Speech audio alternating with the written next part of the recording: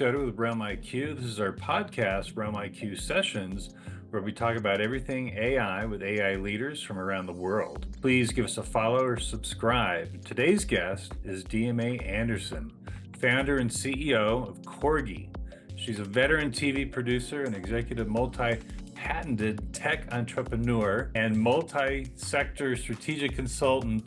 She has helmed top-rated programming for CBS, Bravo, A&E, TLC, and more.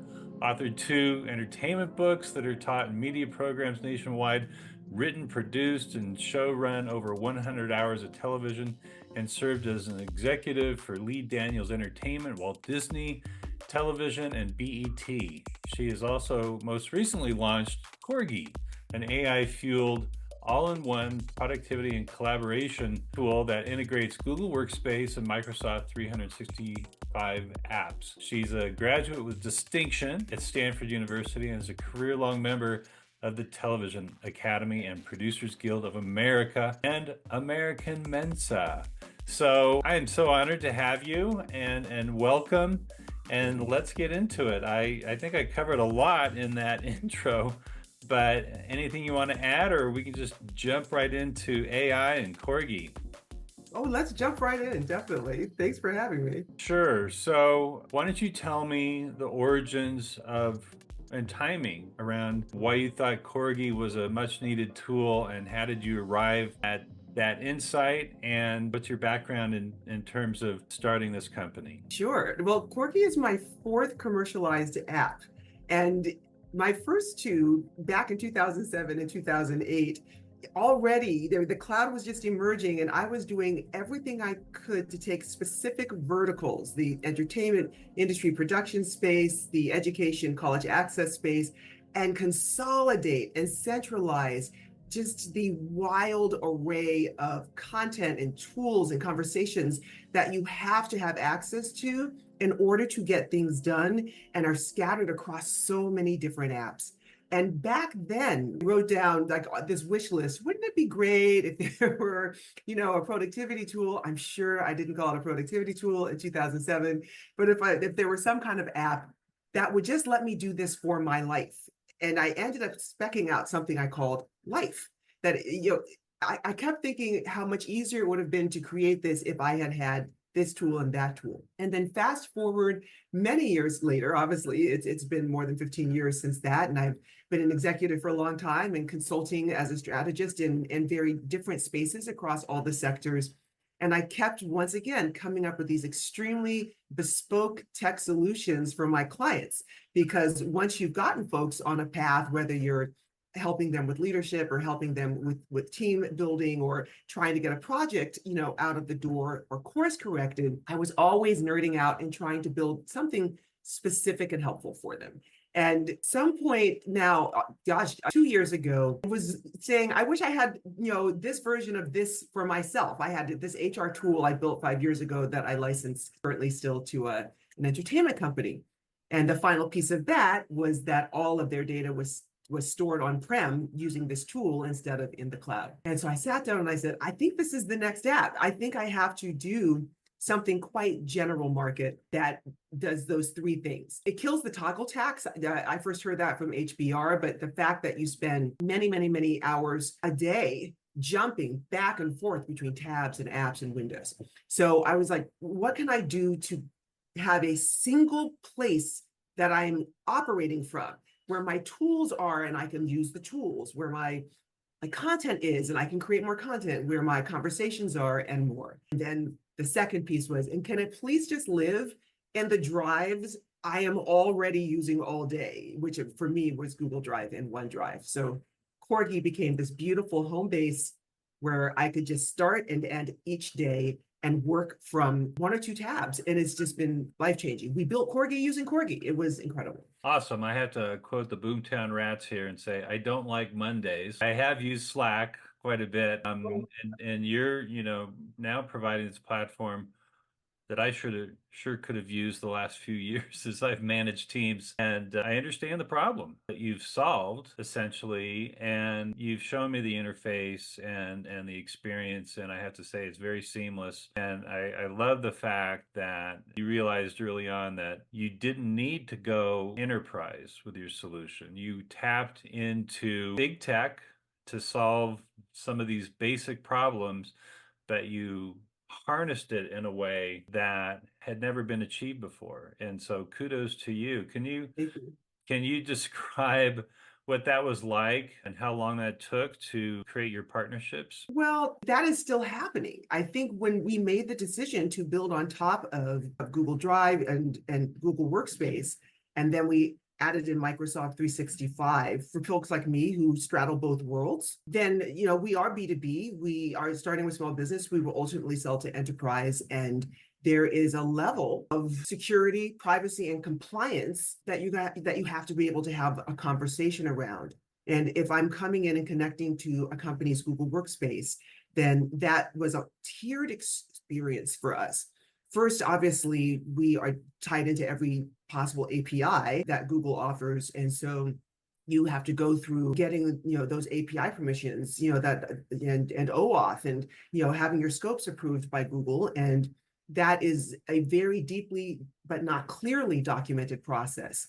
And one of the things, I'm a nerd, so I'm excited to do, is to kind of write some very clear, posts, I don't know, an indie hacker or somewhere, that will allow me to explain they left out this piece, or it will be faster if you do this, that I've been documenting as I go. So it took some time to navigate getting through OAuth and scopes. We are using sensitive and even restrictive scopes as far as Google classifies access to the APIs. And so then we had to go through a fairly intense level of security assessment, which we then passed. So that was when we were able to really say, at minimum to launch, we can go out to consumers and small businesses and say, we have passed, security. But we then kept going and became Google Cloud partners. That's the point at which, literally right now, that was just a couple of weeks ago, I felt, okay, now we can have enterprise conversations. Awesome. Okay, so you speak about security. We'll get around to AI. Obviously, big tech has been a culprit in exploiting data sets, building data sets that are not ethically sourced. So, are your customers and their information and history in using your platform, is their data safe from big tech and learning off of your data set? Well, here's the easy answer. We built on top of Google so that people's information would stay on the platform that they've already decided to trust. Okay. So what they're creating with Korgi boards, all of the information that they're putting onto the boards and all of the files that they're creating with the integrated apps, it is being created on top of, with, and stored in Google Drive. So Google Workspace and separately Microsoft 365, we're also Microsoft AI business partners. Everything you're creating with those tools, you're only using Korgi as this really delightful, beautiful front end that magically organizes all of this. So we're doing a lot of heavy lifting, but we are not trying to store all of your sensitive data. You already decided that you trusted Microsoft and or Google to do that. We're giving you a way to keep that as your solution, but manage all of their information and more in a far easier and simpler and speedier way. Okay, cool. Great answer. Now let's get into AI. So I believe you launched after ChatGPT had launched. And so tell me about that process and what are the aspects of AI, which is a big word, means many things. Are you using to make Korgi essentially an AI platform? Sure. Well, with apologies to the more AI advanced listeners, I always like to set up a very tiny explanation. There hasn't been this sudden burst of AI in the world. What ChatGPT and now Copilot, Gemini, which is obviously integrated into our kind of Google first platform, that didn't just happen with last year. What happened last year were facing tools for generative AI. But for decades, AI has been around. And for the modern times, when you think about kind of, if I generally say three types of AI predictive AI has been part of our world for many years. That's AI that looks at our behaviors and predicts what we might want to see or do next. So every time you look at your phone, at any music app, or you're looking at any, television or film app, and they're saying you might like, or Amazon is suggesting things to shop to you, that's not because they actually have been hanging out listening to you, depending on what devices Yeah. are in your house. But it's deeply because their AI has been trained on your behavior, and they're using predictive AI to keep, same thing with the news feed and your social media feed. This is going to appeal to you. Right. Prescriptive AI, which I always think of in terms of like the healthcare uses of that can take a look at a whole bunch of historical data, consume it, analyze it, and come back and tell professionals, hey, this might be, what's causing this illness, or this might be a way to treat this issue. So when we're in our industry in entertainment talking about AI, we're almost always talking about generative AI, another form of AI that's consuming all of this information. And rather than just regurgitating it back, which it can do, it's also being trained to be able to analyze it, build, I like to say, riff on top of it. AI is like a jazz musician with ones and zeros, right? And that is the piece that is at the heart of a lot of concern and excitement in the entertainment industry. When we think of generative AI, we think about AI is making movies without people. AI, that was Korgi. AI is going to, read through all or scan through all of the art and photography in the world and is now generating kind of versions of other people's IP. So those are the conversations at the heart of what we're talking about. What inspired me with Korgi, I'll say it in 3 phases. Certainly when I'm developing a product and you're the CEO, right? You're the person who is making all of the conversations. You're trying to have trusted advisors around you, a bunch of other founders who can have conversations with. But because it's consumed so much of the world's data, however we feel about the way in which that was done without advising the controllers of that IP or compensating them in many instances, that consumption of data and ability to analyze and riff off of it means that when I am thinking about not content, but processes, there is an artificial intelligence advisor I can lean on. If I want to come back and say, oh, I'm thinking about things that really distinguish us from our competitors, I can literally list the competitors and say, give me 3 of their strongest talking points.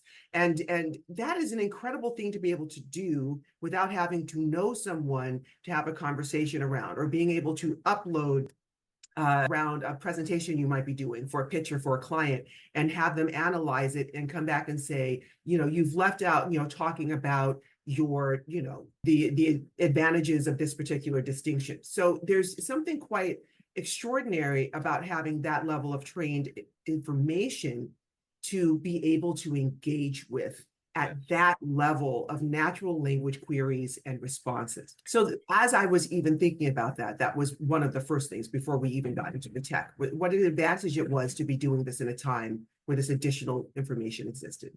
Yes, and that result and feature set from certainly ChatGPT and many other platforms is often overlooked for movies, AI imagery, copyright infringement, certainly deep fakes and cloning, and all those things have to do with the visual side, right?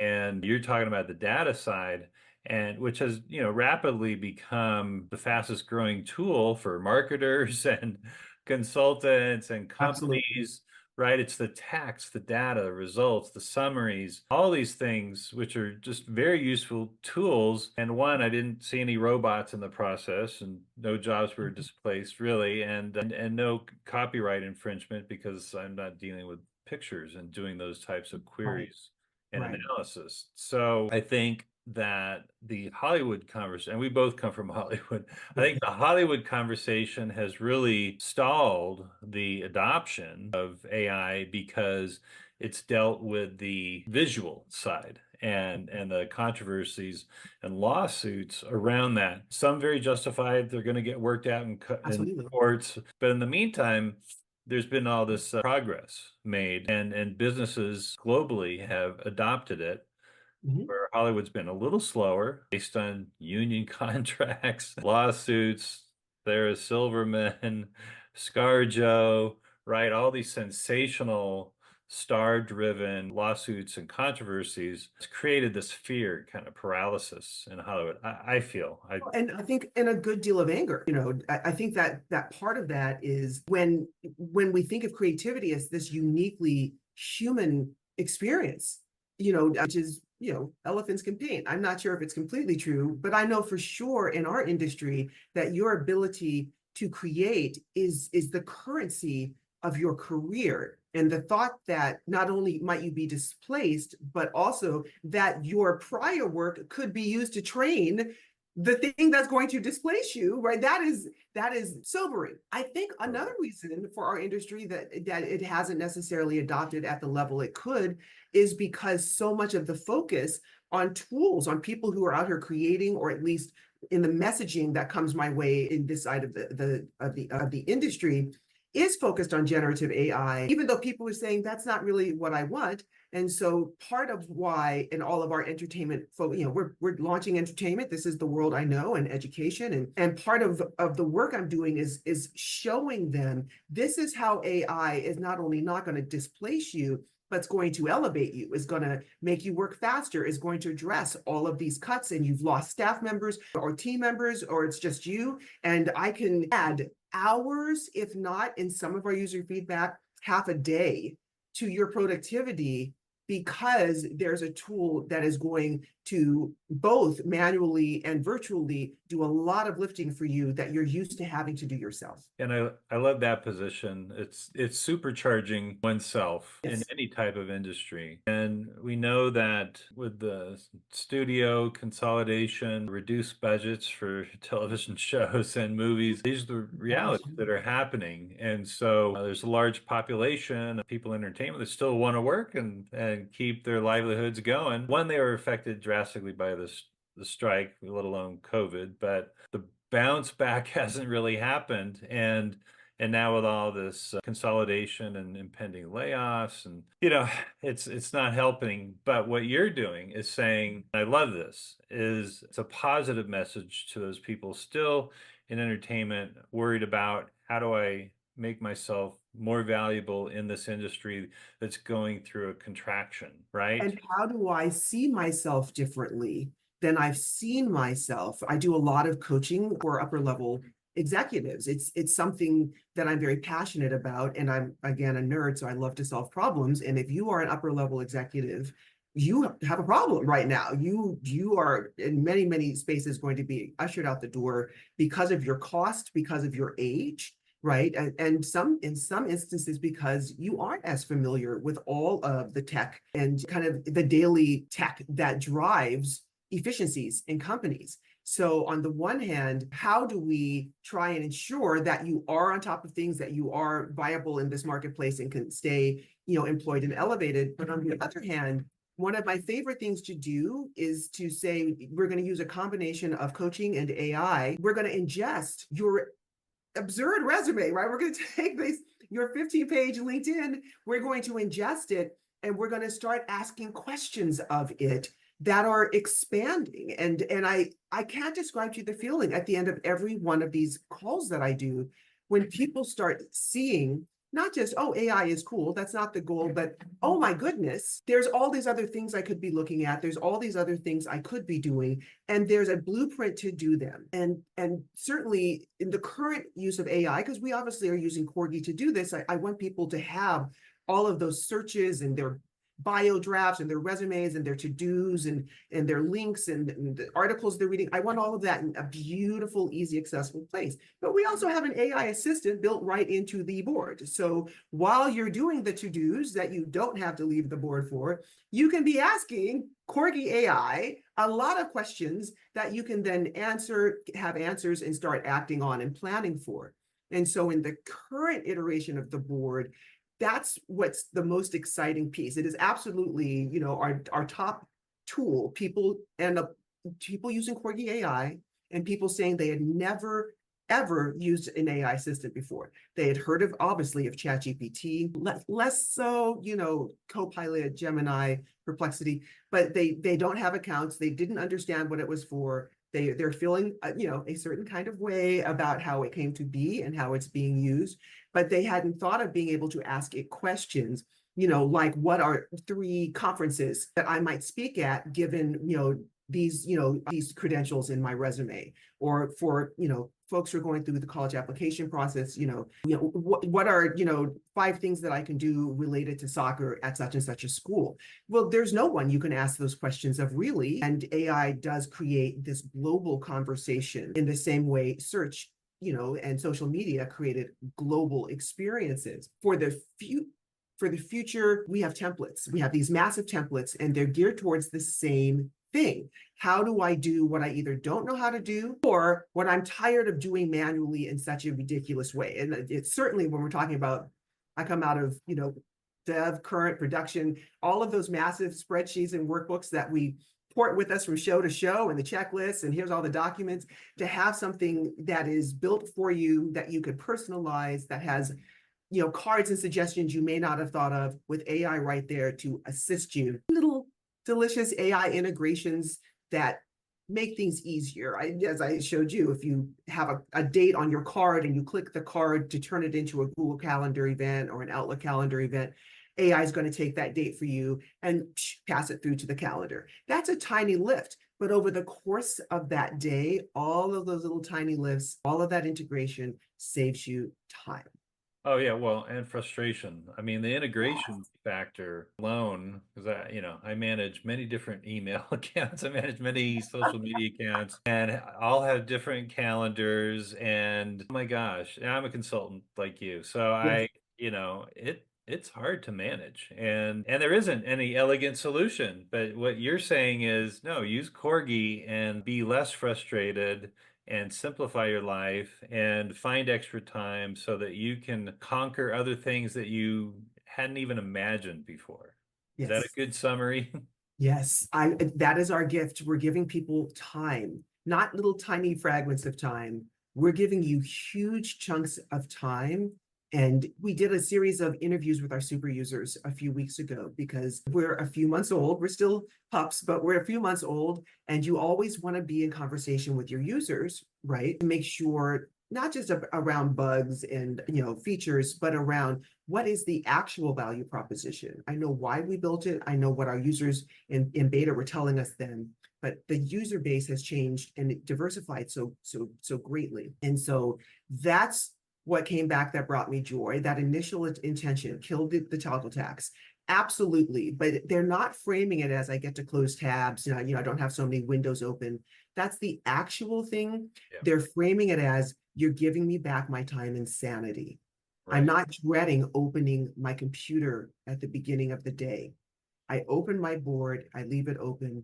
And that is, we have a lot more features coming, and integrating with Workspace, and certainly, leveraging AI more. But that's what I was shooting for. I want to change the way people organize and manage and experience their days. That's how blue a sky I am looking at. There's so much more than just a board. Yeah, and being a founder, I'm sure you've had challenges in how to raise money, how this venture was funded. Can you talk about that journey? To be really fair, I'm fully bootstrapped. And one of the gifts of having been a longtime entertainment professional and have licensed technology is that I was able to build I build all of my MVPs. In some instances, like my current license tax, I've also built the final product. But I learned now 3 years ago that there are a bunch of 20-something-year-old just geniuses out there that, can code in any possible language across any possible platform. And so build out those functional specs. And then I bring in a team. I have such an extraordinary, small but mighty, brilliant team. And just being able to pay for stuff and being able to do it really smartly and leanly, because I understand the technology, it is a gift. Because technically, I am a non-technical founder. I didn't do any of the code, but I am the person who spec'd everything out, and I do lead our dev, and that is very helpful when you're trying to keep costs down. There's a lot less exploration that other folks are doing, because I have a very clear idea of how we're going to approach it, what's the logic I want to use, and I also have really smart devs who have very, very smart and strong opinions. And it is hard to get off of calls with them because I love geeking out. That's great. Now, we were just recently on a panel at Digital Hollywood. I moderated it, and you were a panelist. And we talked about vertical SaaS. And to me, that's about focusing your MVP and product offering. Can you speak a little bit about that? Because that was it was a great topic, and I think it's very important for other founders and AI founders who might be listening to understand that aspect of what is a vertical SaaS and how have you implemented that ideology and focus into your product development? Sure. So certainly my approach to it, I'm lean, I'm a design thinker, I'm all of those nerdy, Stanfordy things. The first thing I always say and certainly apply to myself is I'm not here to build a tool, I'm here to build a solution. Tools or products are about what I want to do, and I want to think solutions are about what am I solving for someone else, someone I care deeply about, even though they're complete strangers. And a lot of times those are folks who I have been, on the same journey as they have. And so that first decision that you're making is I have to be a customer-focused company. And that's not just service, that is in intent. I am here to solve a problem for this customer.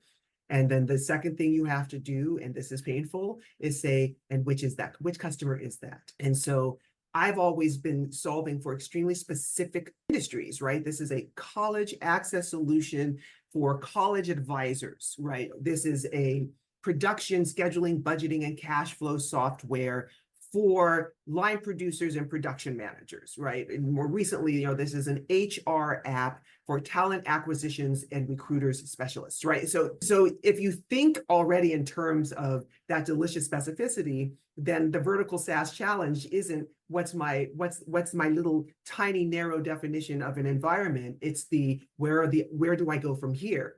I've solved this. Now, how am I going to stay in this same environmental lane and come up with more product and solutions that I'm going to be able to monetize so I can grow this company? I was on the other side of this. This was the first time I had built something that was clearly a general market tool. And I knew it was a general market tool. And then when we launched and, initially just consumers were finding us and the range of professions that were coming in, it's like, it's a great general market tool, but I'm a bootstrapped founder. General market tools need ad dollars. They need to be able to blast to the general market. I do not have that.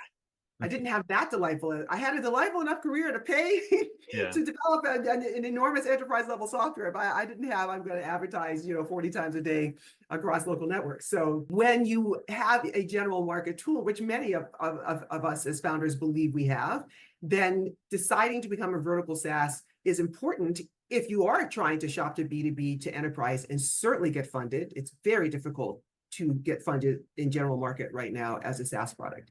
And so for me, this was the logic of saying I have to be a vertical SaaS to make any sense. The investor or the marketplace in the investor or the business marketplace.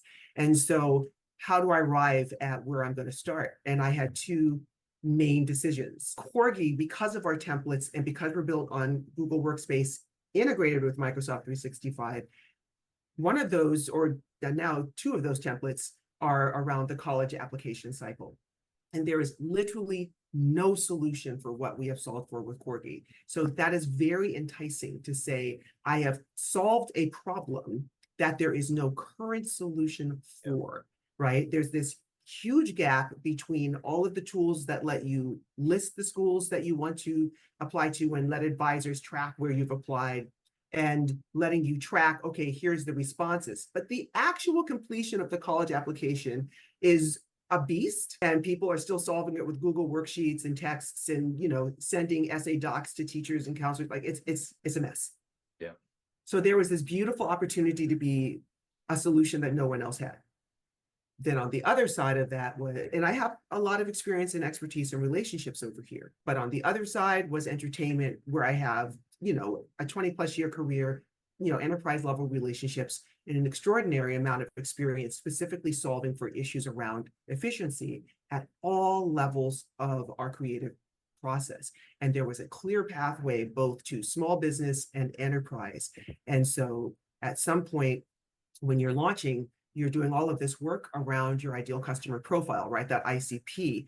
And everything is based on that. Your marketing is going to be based on that. Your sales is going to be based on that. Otherwise, the world is too vast. And so I had to make the decision, honestly, based on spreadsheets and conversations with advisors of where the biggest opportunity for my company was going to be to solve those problems and to scale and grow vertically inside of an industry. And so as a first year, as a launching company, that ICP absolutely is around entertainment teams, predominantly creative and production teams, folks that are actually in the thick of development, a pilot, production, post and current. That's awesome. Thanks for that detailed description and explanation, because it's a mistake that founders often make when they want to launch. They have an idea and they want to boil the ocean, right? They want to do way too much and they want to seek too much money, and they'll never get funded because they're trying to do too much, and investors are savvy enough to know you need to focus, right? Let alone a founder should focus.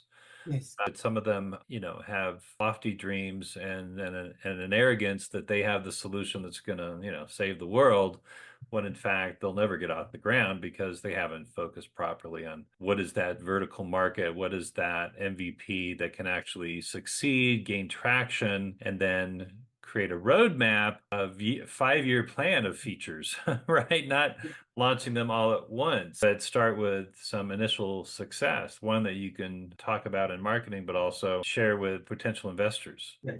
So I'm going to swap arrogance out for almost an enthusiasm. It's actually a euphoria. I'm going to call it a euphoria because it is very, you get too much in the weeds, as you're being a founder. And I'll also say that by starting in that focused space, it allows you to learn, right? If you're trying to, yes, boil the ocean, eat the elephant with the fork, right? Then there's not this beautiful ability to be solving a specific set of problems within a specific space and say, oh, 1, this actually doesn't solve it, or 2, wow, we actually solved something else, or 3, well, the entire possibility, my entire roadmap just expanded based on what I'm learning in this one affordable, manageable relationship, having smaller iteration as I begin. Yeah, I could replace that word arrogance with blind enthusiasm as well.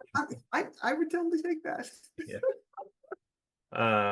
So please tell us how we can get Korgi and start using it, and where you're at in terms of consumers being able to use your product. Right. Well, we've been consumer facing since mid-February. So you go to korgiboard.com.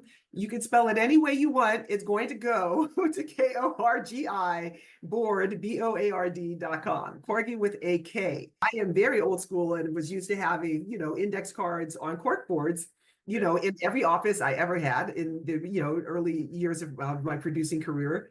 And so the first version I built had a corkboard background, and then you could toggle it to a whiteboard background. And when I brought my first dev in, who was 25 years old, he finally, one day, we were feverishly working on something, and he was like, can I ask you, what's with the picture with the dots? And I said, what picture with the dots? He was like, the brown dots. I was like, the cork board?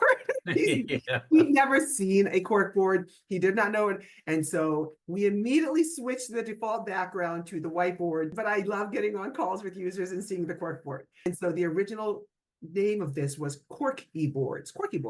Okay, got and it. Very instantly, everyone said Korgi. And I was like, wait a minute, they're so cute, they're trustworthy, they're loyal, that's everything in my brand guide. And so it became Korgi very quickly, but with a K. So you go to korgiboard.com, you sign up, unsurprisingly, with your Google account. You are not creating any credentials that we're going to store. It's going to ask you for 3 key permissions, because everything that we're doing in Google is being saved to your Google Sheets, stored in your Google Drive, and calendar to your calendar. And so there are versions of those, minimal versions of those, of some of those permissions that you have to say yes to, and then you come in and you see your board. And that's where I'm hopeful we have free office hours, we have videos, we have really fun, initial onboarding to help you build your first board. But the real thing I want people to think about, and we're helping people with our templates and the office hours and the onboarding, is you have to think about, how do I want to organize my information? Curt, you are a consultant, and so you know that everyone we talk to, every client we have, is managing their information in a very personal way. Not always in an effective way, but certainly always in a personal way. And so the thing I get excited about with Korgi is whether you want to come in and say, I'm going to have a Kanban board and here's all my cards and I'm going to move them stages of, completion, or I'm going to have a, obviously if you're doing a script or a treatment or something, then, or books, everything's by chapter or by scene or by act, or if you're doing pitch decks, you're going to have slide columns. You can make it any way you want. But for a lot of people, that's where the productivity tool is a little stress inducing. It's like, I don't know how I want to set up my day. And so that's where we say, just go to a template, use our to-do template, use our production or our pre-pro template, use our, character development template, whatever you're going to use, start with a board, and then you can also ask Korgi AI, and Korgi AI will give you suggestions on how to build a Korgi board to get your project going. That's amazing. And what I love, it gets very technical when you talk about integrating with Google and Microsoft and boards, and it's a very complex life that you're trying to make simple. But what I love is the simplicity of the benefit, meaning time. And I preach about this a lot, is AI generally will save one's time. And what are you going to do with that time? That's the $1 million question. And though you are supercharging your users, making them into superpowered superheroes, and they're more efficient, more valuable, and will have a long career, what is this next level of creativity even that people can achieve with this newfound time? And I think that's an often neglected benefit that's not talked about enough. And the people who have embraced generative AI have found this, and a lot of obstacles have been removed from tasks and projects and ideas, and allowed people to move forward with their dreams in a new way. Mm-hmm. And I think a tool, platform like yours, Korgi, is helping facilitate that in a very unique way. So congratulations. Thank you. And I'm a big supporter. I want to start using it because I need my life to be so. Yeah, let's get you set up. Yeah, please. So listen, we want to have you back again on the show because we'd love to track your progress. A focus of the show is talking with AI founders. And I think it's important not only for you to explain your product, but for other founders to hear your story so that they can be inspired and follow your example. And it's so admirable that you're completely bootstrapped, which is very rare these days. So thank you for being a guest. And everybody out there listening or watching, thanks for tuning in, and catch more of our RealmIQ sessions on your favorite podcast platforms like Spotify and YouTube. Please follow and smash that subscribe button. Thank you so much. And thanks, DMA. You're a terrific guest. Thank you.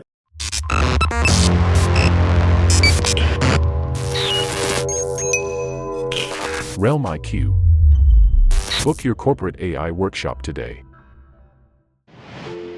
CurtDoty.co. Branding, marketing and product development.